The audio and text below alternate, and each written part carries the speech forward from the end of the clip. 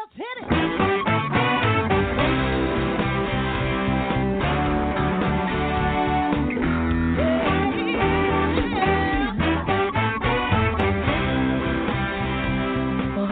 And welcome to Alzheimer Speaks Radio. I'm your host, Lori LeBay, and I'm so excited that you're joining us today.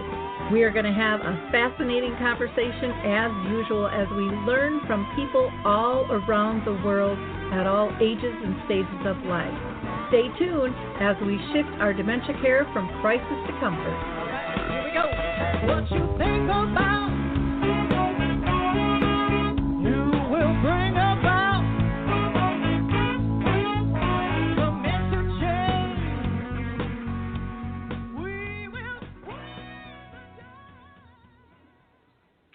Well, hello, everyone, and welcome back to Alzheimer Speaks to Radio. If you enjoyed our opening music, it's called Clarion Call by the Mark Arneson Band featuring Maya Dore. And you can download it on any of your favorite music platforms. They're also going to donate proceeds to Alzheimer Speaks, so you kind of get a twofer when you do that. Again, it's called Clarion Call by the Mark Arneson Band. You know that a lot of times we get new listeners, and so for those of you who don't really know who we are or what we do, Alzheimer's Speaks was developed because my own mother had dementia for 30 years, and it changed my life and made me want to connect people to resources, products, and tools.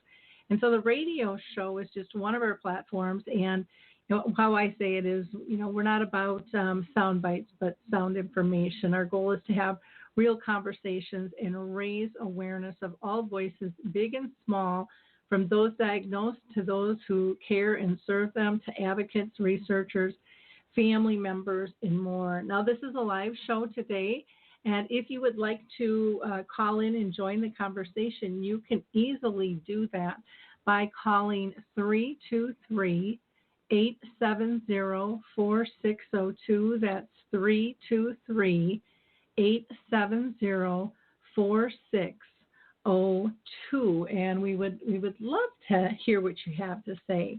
Our conversation today is going to be about the Memory Cafe Directory, Cafe Connect, Memory Joggers, and lots of other great resources that you can tap into for free. But before I introduce our guest, I always like to thank our audience. You guys are so loyal. Your likes, your clicks, your shares are just a true blessing to us. And I encourage you to continue to do so because you're helping expand the footprint of dementia and dementia resources and caregiving all around the world. And to me, that's the only way we're going to win the battle, is to build that sense of community, collaboration, and comfort by sharing information and having real, honest conversations. Now, I also love to shout out to a few organizations. So Barbara Lee Friedman has Music Memories Minnesota, and we've done 4 sing-alongs. Those are all on our YouTube channel. You can download those free. We also have on our YouTube channel something called Dementia Chats, which is where I facilitate a conversation with the real experts. Those are people who are diagnosed with dementia. They're fascinating and interesting. You'll get a ton of tips, and we have been doing that for years, so there's lots of them to watch. And then we're also doing something called Dementia Quick Tips, where those are just short little videos that I did on tips I wish someone would have told me when I started on this journey 35 years ago with my own mother. And keep in mind, we've been doing the radio show since 2011, and all of those shows are archived as well. So feel free to listen anytime. And last, I want to give a shout out to Coro Health. During this time of COVID, they have stepped up to the fight, and they are giving away their music app, Music First and Coro Health, free. So you can just go to Coro, and that's CORO Health, and go ahead and download it from there. It's a wonderful, wonderful way to just give yourself a little respite and the person with dementia. Nice way to engage and listen to the music that you love, or listen to some of your your faith hems, and so forth. So, with no further ado, let me go ahead and introduce our guest. Dave Wiederrich is the owner and the operator of Memory Cafe Directory. And if you haven't heard about the Memory Cafe Directory, I'm really excited that you're here today because it is changing lives all around the world. It's a global directory with nearly 900 memory cafes that are entered into 5 different countries that he's tracking. And of particular interest, we're going to be talking about Cafe Connect, where Dave has started to identify the virtual memory cafes because everyone's in lockdown or not quite comfortable meeting yet. And the nice thing with that is they don't have to be in your backyard, and you don't have to leave your house, and you get to meet new friends. And so I'm just so excited to have this conversation. I just highly admire Dave. So welcome, Dave. Thank you so much for taking time to be with us this afternoon. Hi, Lori. No, thank you for having me on the show. I'm happy to be here. Yeah, well, ever since we connected, which was years ago, I just felt this strong bond with you in terms of passion and really trying to make a difference in the world. And so I really appreciate all that you do. I'd love you to give people a little background about yourself because most people don't step into this space and work with the level of passion that you have for change unless they've been personally touched by dementia. So is that true for you or not? Well, it is. I have been personally touched, but it only part of it was the impetus for starting Memory Cafe Directory. I have a very good friend whose mother is dealing with some dementia issues and working hard to stay independent. But unfortunately, I lost an older cousin, kind of like an aunt, last year to Alzheimer's, and that hit pretty close to home. But the Memory Cafe Directory is really a passion project. I learned about memory cafes a number of years ago and was immediately smitten with the idea and the benefits that they hold for people. But it was, and you could find a lot of information about memory cafes, how they started in Europe and they came to the US and so forth. But I could not find an easy way to just simply find where memory cafes took place. You could find an occasional website with a few. Maybe one organization would sponsor a few, and then they would have a few on their site, but not one central source. And it just occurred to me that it would be very difficult for people to find one if they just didn't know how to do that. So, as you said in the open there, about 900 listings later, it's become quite the source of information for people looking for memory cafes, and certainly these days the virtual concept is taking hold pretty rapidly. Yeah, and you are so right. It was very, very difficult to find one. I tried putting a directory together as well, but it's so time consuming and ever changing. And so I was like thrilled to death when you came along because I think there were like 3 of us that were doing it, but none of us had the bandwidth to really pull it off. And you've done such a nice job in terms of pulling it together. So why don't you tell us what a memory cafe is? People have heard from me, but there's so many different varieties, and you've talked with probably even more people than I have regarding memory cafes at this point. So why don't you explain what a memory cafe is and some of the benefits from it? Well, yeah, you're right. You know them as well as anybody.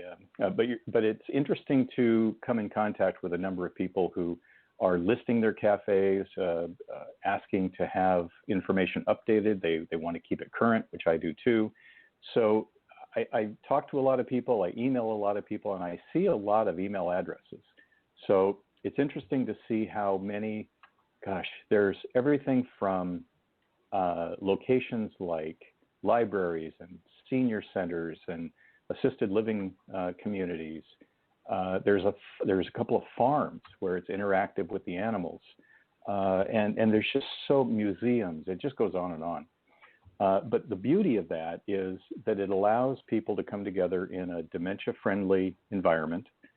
This is an environment that is specifically for people living with dementia and their care partners. And that's a very important part of this, in that what it is a no judgment zone, basically, and allowing people to enjoy the company of others in similar circumstances without feeling any kind of stigma that might be cast in a public setting. And but what's also important is what it's not.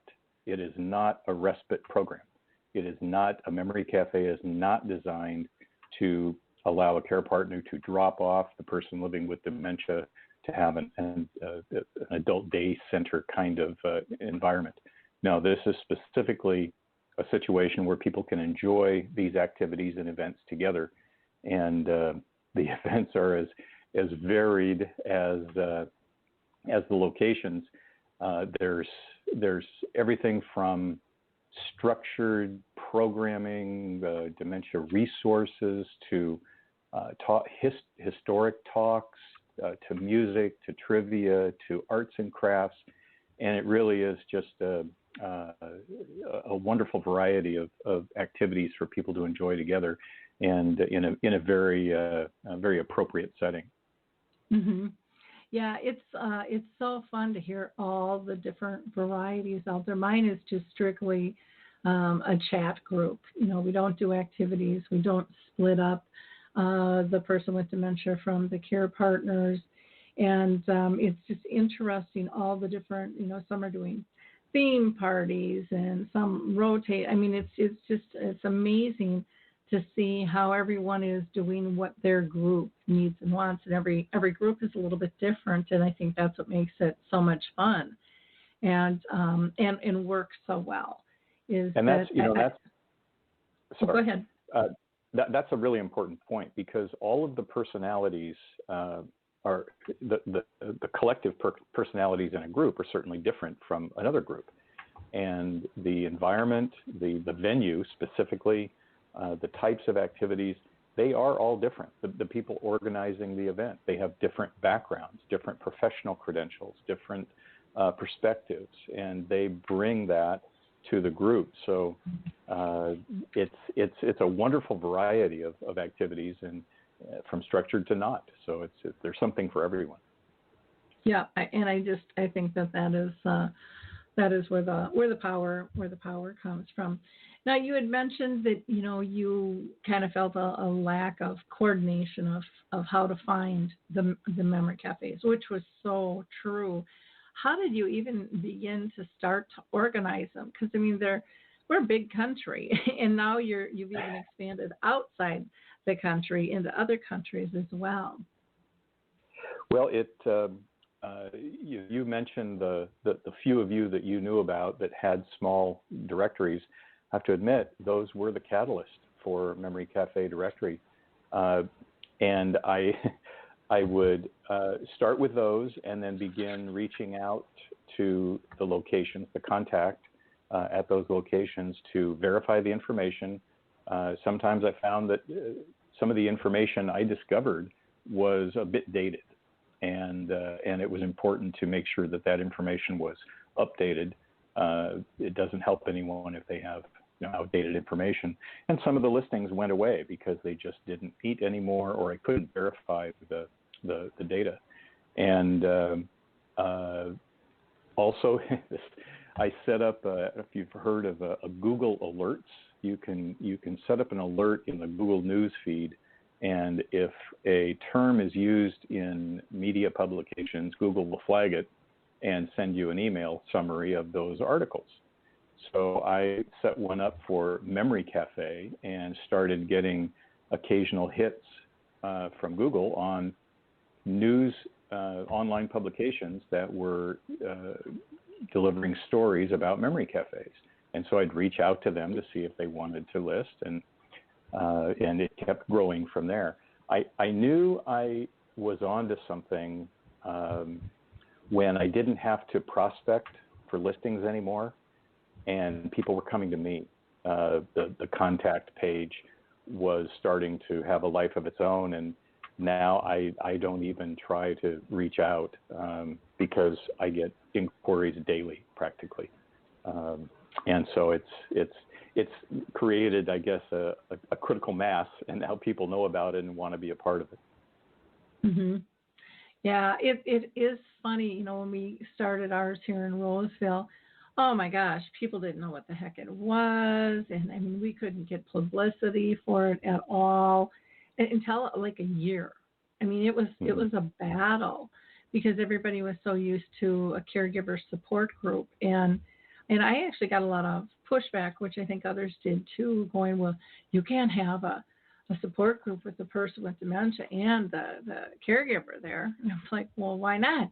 Well, that's not what they're about. And I'm like, no, this is about living graciously together, continuing to have peers together. None of us is perfect, so let's stop pretending, that we are, and learn from one another and give people this outlet. And, the knowledge that you receive, just facilitating one of these groups or attending as a member is unbelievable. The honest, authentic voices that people talk and, tell their stories, the good, the bad, the ugly, but you get to know the whole person. And I think that's one of the reasons they're so embraced as well, is it's not just focused on dementia, it's not just focused on the disease and dysfunction. It's, it's the hope, it's the joy, it's the everyday experiences of life, of who all is walking this path, which is neat, because so many people lose their peers, as you know, through this process, and some family members as well. So it's important to rebuild that community. And, your Memory Cafe directory is really, really helping people build that sense of community again. Why don't we talk a little bit about what's changed since COVID-19 hit us all, and how has that affected the Memory Cafe and the work that you do? Well, let me groan a little bit, as probably everyone is. It didn't take long for this to change pretty quickly, as you know, and once any event began to just simply be suspended, there were just events not meeting, and those dominoes were falling pretty quickly over the course of a week or two. I knew that there had to be a better way to provide value through the website, and I don't recall where I learned of this move to the virtual world, and of course Zoom has become the leading platform that people use, and it occurred to me that this is really the way people are going to be getting together for quite some time. The in-person approach is just not going to work for a while, and so that's where the Cafe Connect came to be. The idea is that memory cafes that meet in person, of course, there's a geographic element to that. You're in a certain state, you're in a city, and you are trying to find something nearby to visit and attend. With the online world, it's a little different structure. There's really no geographic boundaries. There's the biggest thing I've dealt with is time zones, trying to manage those. But people can connect from anywhere as long as they have a computer with the right system running. And so Cafe Connect was born, and I think there's 30 or more now on the page. What was interesting is the growth. It started with just a couple that I learned about through the other listings on the site. And I got a couple of notices that said we were going to move online. And initially, I was starting to update the other entries, and then realized I needed a different plan for that. So the initial group, I think there was maybe a half a dozen listings, and I know you're familiar with this. Initially there was just a group of list of those on a page, and then that expanded to which days of the week, and that expanded to second and third Wednesdays, and it was getting a bit onerous to manage. So I took about 3 weeks and developed a way to put this into a calendar, and it allows people to just simply look at the month at a glance, click down to maybe the week that they want to look at or the day and see the schedule. Because really it's timing now that is the geographic border, not maps, not physical location. And anyone can come to the page on the site and find, I list everything in Eastern time zone, with nearly half the U.S. population living in the Eastern time zone. I figured that was the right one to use. And people can make their own adjustments to wherever they live, and contact the Memory Cafe, get registered, and enjoy an interactive outing, either with people you know, or maybe make some new friends with people you don't already know. Mm-hmm. What a great idea. And I just find it so exciting, because even when I see people just starting to do the Zoom, they're so excited when they can do Zoom, because they thought, well, that's too much. I could never do that. There's this kind of hidden belief in terms of possibilities. And they're so excited when their world is able to be broadened.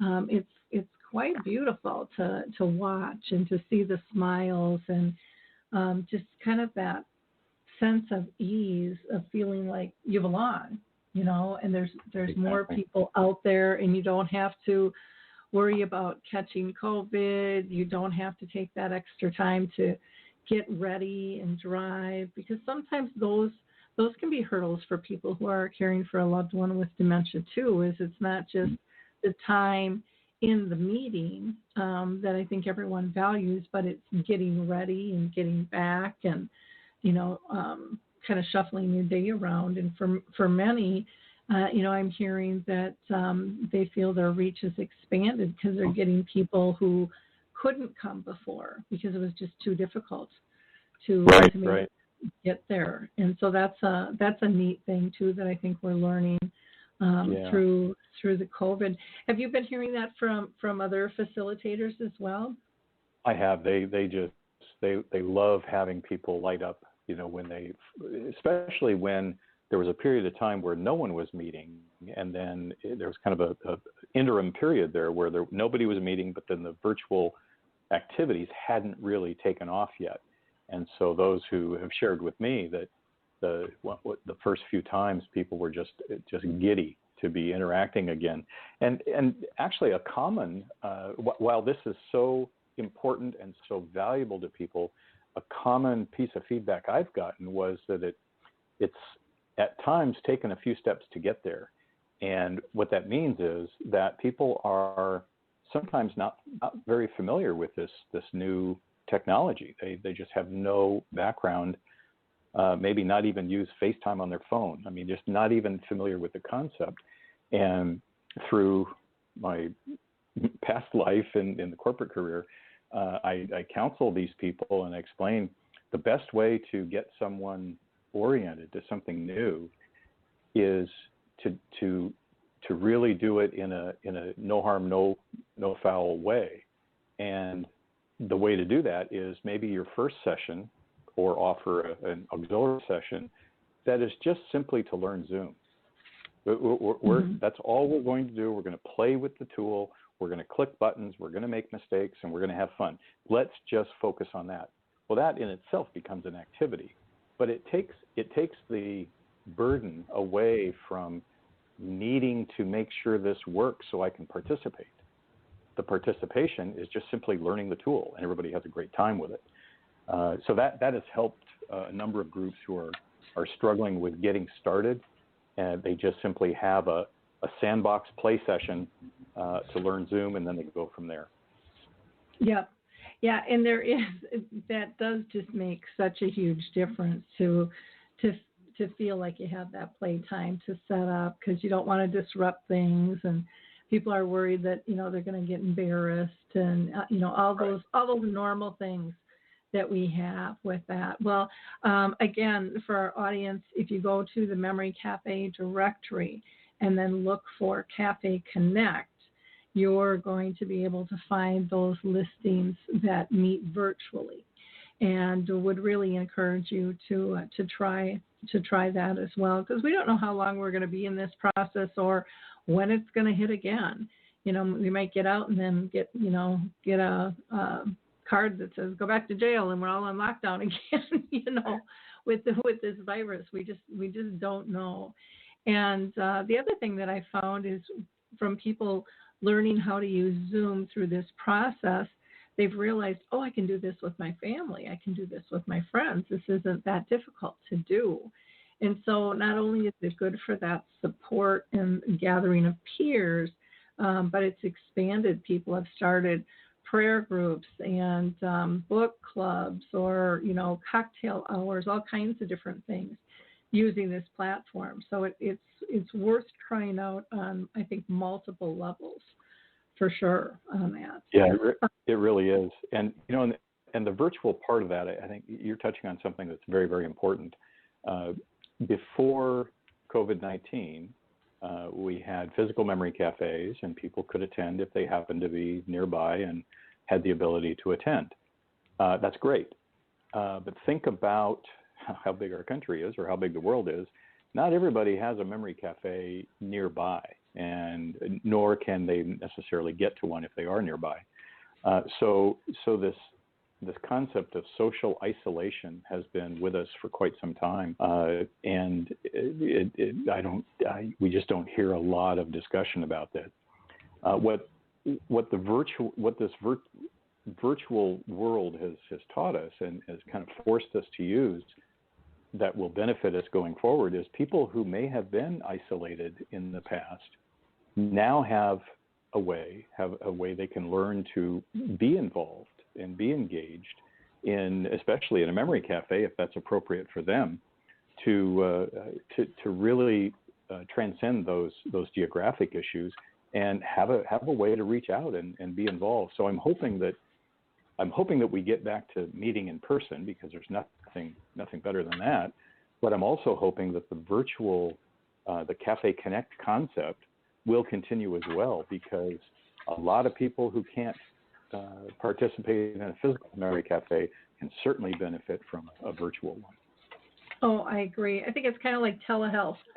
Exactly. It's been on the books for a long time, and people have been trying to get people to use it, but until they are forced to use it, right, sometimes it just doesn't happen. And so I think that's kind of what we've fallen into, and this can be used for so many different things. Like I said, besides just these groups, and I think it's a real empowerment piece and really breaks down that isolation. Because again, there's nothing like getting a hug and meeting in person and stuff, but sitting and seeing somebody's facial expressions and hearing their laugh is pretty darn precious as well. Okay. So again, thank you for making that easier for people to be able to find by going to the Cafe Connect. Now, you also do something that I think is really beneficial for these groups and others, and that's called Memory Joggers. And I'm wondering if you can tell our audience about Memory Joggers. Oh, I love Memory Joggers, and the feedback I've gotten on how people have used them. We have all grown up with various sayings and little idioms that we're familiar with, and have just always known them. And I've pulled together quite a number of these to really address something that is based in science. I did some research on why we're so infatuated with trivia, as a society, and whether it's music trivia, name that tune, regular, whatever it is, there's something about that. And what science tells us is that every time we recall something from longer-term memory, you're trying to remember that song from high school, whatever it is, and you actually get it, well, that puts it into short-term memory, and by doing so, it strengthens that connection to the memory. So every time you do that, there's a little bit of strengthening going on. So that's why not only is trivia fun, but it's good for us too, to recall these things and be prompted to make that recall. So what I did with Memory Joggers was I pulled together all of these sayings that we've all known forever. And we can play a little game here if you like. I just pulled one up at random. And I should probably say that the way this is intended to be used in the Memory Cafe setting, of course, anyone can use these, but it's intended for the Memory Cafes, is that the facilitator would start the phrase and then allow the participants to finish it with, and I've designed this so that they finish it with just one word. Mm-hmm. So it's something that can be used in a calm way, very quietly ask for hands, raise hands if they know the answer, or they can, I've heard feedback where it's very wild. They will make the phrase and wait for the first person to shout it out and raise their arms in victory. So it like Memory Cafes, it depends on the group, and you can use that any way you like. So, one could say, I'm not sure, the jury is still out, open. There you go. We can figure it out if we just connect the dots. There you go. Phew, I'm glad you got that one. That was a close. After the first one. What a coincidence. It's really a small. Whoa, world. I forgot we're playing the game. Yeah. Oh, yeah. Maybe I should talk that way in the rest of the show and see if you pick up. Oh, no, but you could see how fun. And the final one I'll give you, and this is the last one, and it's just my two. So you can see these are fun recall kinds of activities, and some of these might actually invoke a little bit of reminiscence discussion, depending on the topic and the group of people.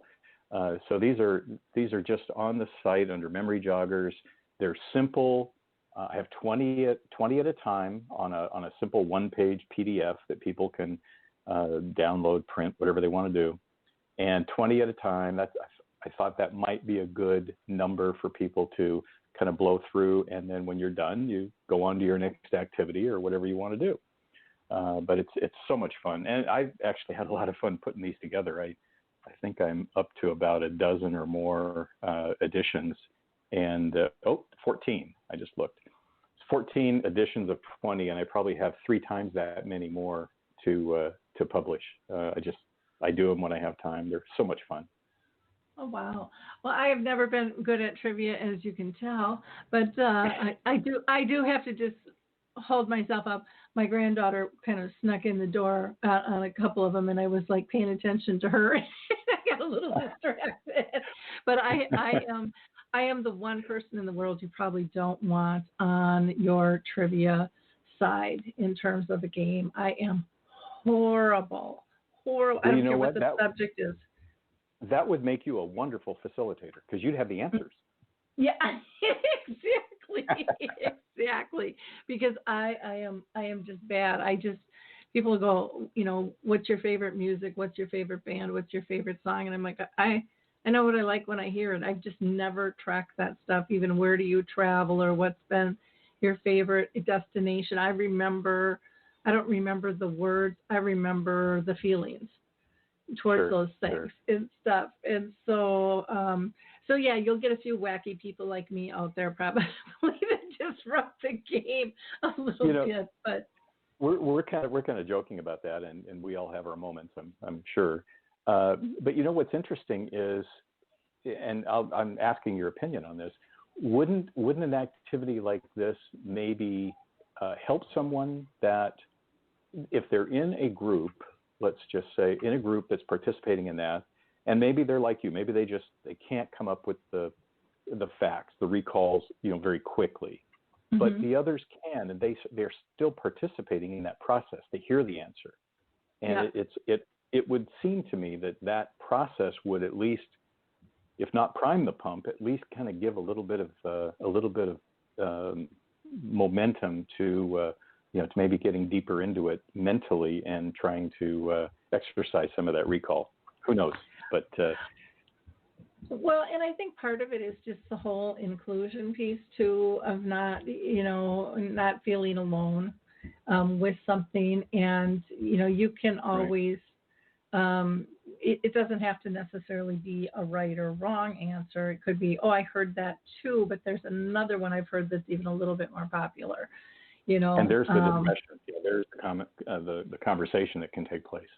Yeah, or who do you remember saying that? Right. Or have you ever said that? And in what types of circumstances? And there's no right, there's no wrong, and you can get some pretty good stories out of just having those open conversations and things. But I can see where it can get really competitive for some people as well. It depends on the group, how you want to use it. It's all up to you. Exactly. So, well, why don't you tell us how do they access the Memory Joggers? I should ask that on your website. Cafe Connect is right up at the top. I've got a big header there because that once Cafe Connect began, it quickly became the most often visited page on the whole website. I mean, that's just where people go. But if you look at the regular menu bar at the top, under Caregiver Resources, you'll find that drop down. It just says Memory Joggers Library. Okay. And they're all listed on that one page. Wonderful. So what's in the future for the memory cafes? Do you have anything else up your sleeve you're thinking about? Well, we've talked about how the virtual side, I hope, will live on and address a part of the population that maybe has not been addressed before, and we have both physical and virtual going.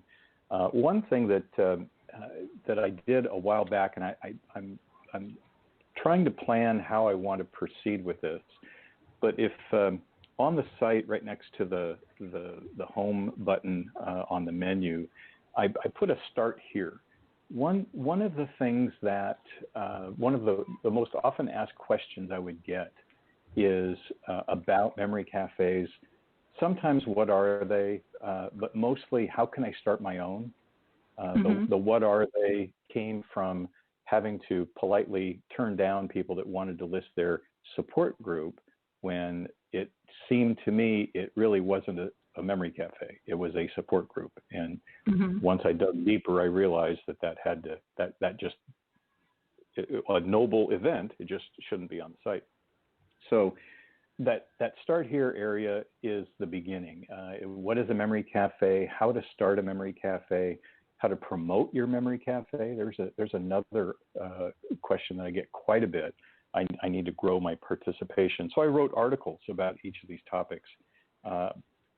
And what I'm planning to do is expand on this to allow people to really get more information on not just the concept of starting a cafe, but maybe how to plan the financial impact, how to plan activities. What are some of the places that would be considered appropriate? These every single one of these topics could be a deep dive kind of article on the site. So this is something that I expect to expand pretty dramatically in the future and just provide more information about the memory cafes and how to get the most out of them. Yeah, and there are lots of questions that come up on that. I know I have people call me, and I have almost like a printout sheet, and I've thought about doing just a video of just the common questions of how do you market and what you need in the location, and how many people is Optman, and how many facilitators, and what the heck do you do, and what's the best time of day. I mean, the list goes on and on and on, and they're different for every group, so there's some standard guidelines, but there's, people really have to ask some of these questions to their group as well, if they truly want to be fluid in meeting their group's needs. Some groups out there have their own standards, and you either meet the group standards or go on out and find another group. they don't kind of bend and flow with as the group changes. And I think that's one of the things that I've noticed is different with the memory cafes is they know their groups are going to ebb and flow, and they're really out there trying to make that difference and modify things and improve them as time moves on with that. Right. So, well, this has been a fascinating conversation. Lots of great information. We talked about the Memory Cafe Directory.com, and there you can find the Cafe Connect, which highlights the virtual cafes, not just all the memory cafes, which you have almost 900 of them around the world. And then also the Memory Joggers, which are a tool, which are a great conversation starter or game that you can play. You can use them in multiple different ways for reminiscing to icebreakers, whatever it might be there. But I really thank you for the direction that you have and that you're looking at expanding that even more, helping people kind of define and decide is a memory cafe something that they want to start and be part of this movement. And it really, in my eyes, has been a movement. It's been fun to watch things change, over the last almost 10 years of the memory cafes coming here to our country. I suppose it's been probably closer to maybe, well, I'm trying to think when I should know when I opened mine. I want to say it was 2011, but I could be wrong on that. Yeah, you get involved with so many different projects. I just don't remember all the dates. I'm off to the next one there. But yeah, seeing what they did across the pond with this and then sharing that information has been helpful. Just like what they did with the dementia-friendly communities. Wasn't something that originated here in the U.S. It was, again, a concept shared on the other side of the world, and has just made it easier for us to embrace and get up and run. And so, Dave, I want to thank you so much for your time today. Anything that we missed that I forgot to ask you? No, I appreciate the kind words on the directory. It's, as I mentioned earlier, it certainly is a passion project of mine, and while there's 900 or so now, part of me says that we could have 10 times that many, really. It's, if you think about how big the country and the world is, I mean, we could 10x or 100x that number and do a lot of good that way. And I guess the last thing would be just simply encourage people to continue to submit their suggestions on what else they want on the directory that would help them in their memory cafe experience. I mentioned the expanded Start Here section for people, and that might cover a lot of it. But if there's some specific information that people really could use related to their memory cafe experience, they can just reach out via the website, and I'm happy to try to accommodate whatever I can. Wonderful. One thing when you're saying that, that I did on my Memory Cafe page was, I had listed kind of mentors for people to be able to easily connect with people around the world who were facilitating them so that they could talk to somebody. And then the other thing was just some resources for people in terms of, and it might be a book, it could be a game, it could be a memory jogger. I mean, there's lots of different things that could be resources for people.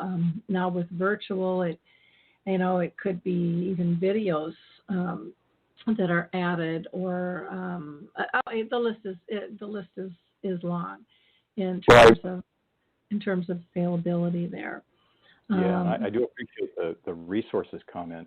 There is a drop down there with where the Memory Joggers lives, and one thing that I started a while back, there's a guest authors section where people who have written books for caregiving in the dementia space can tell the backstory of why they've written their book and help people decide if that book's right for them, because obviously not every book is right for everyone.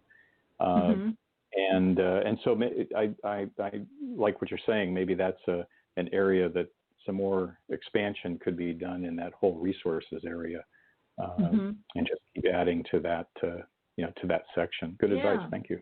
Yeah. Great. Well, if people want to contact you, they can go to the memorycafedirectory.com. That's memorycafedirectory.com. Or they can email you at info@memorycafedirectory.com. And you are also on Twitter as Memory Cafes. And Facebook, you are listed as Memory Cafe Directory, same as Instagram. Memory Cafe Directory. I have not fared out on Instagram yet, so I'm debating if I really want to go there or not, if I've got time with so many social media spins and stuff. But have you found you get a good response on Instagram? Yeah, I do. It's interesting. Each of the platforms have a little different personality, for the groups that follow and how they interact. But having all three covered is about all I can handle too. That's the way I look at it. If people can't find me with those, they probably don't want me. So it's okay. Yeah, and then there's that word of mouth that just really spreads the good work that you're doing as well out there. Very powerful, very powerful.